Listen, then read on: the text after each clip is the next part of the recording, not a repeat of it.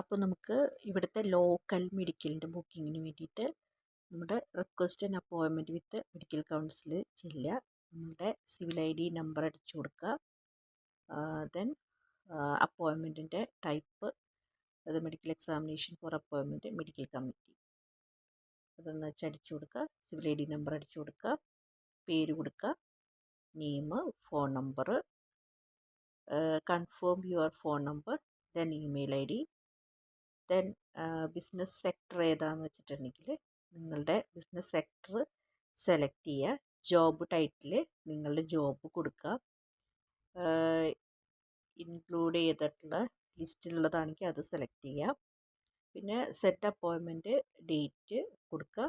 അതിനുശേഷം കൺഫേം ചെയ്തിട്ട് സബ്മിഷൻ കൊടുത്തു കഴിഞ്ഞാൽ നിങ്ങൾക്ക് ഈ ലോക്കലായിട്ടുള്ള മിനിസ്റ്റർ ഓഫ് ഹെൽത്തിൻ്റെ ലോക്കൽ മെഡിക്കൽ അപ്പോയിൻമെൻറ്റ്